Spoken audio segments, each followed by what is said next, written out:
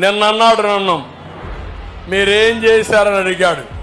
నేను చెప్తున్నా, జగన్మోహన్ రెడ్డి, సైకో జగన్మోహన్ రెడ్డి, నీకు తెలియదు. నువ్వు బచ్చాగా ఉన్నప్పుడు గోళీలు ఆడుకుంటా ఉన్నప్పుడు నేను ముఖ్యమంత్రి అయ్యా.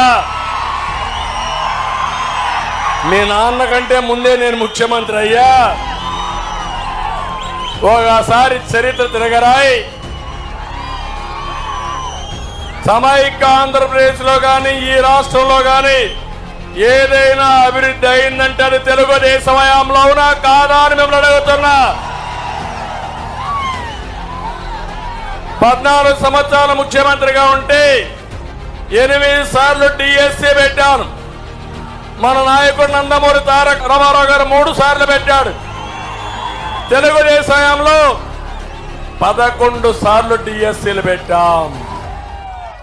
నేను అడుగుతున్నా, నువ్వు 5 ఏళ్ళు ఉన్నావు దిక్కుమాలోడివి,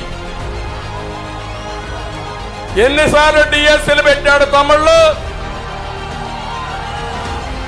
మళ్ళా ఊరూరు తిరిగి మా తమ్ముడు చెప్తున్నాడు గుండు 0. ఎవరికైనా ఒక్కరికి ఉద్యోగాలు వచ్చాయా?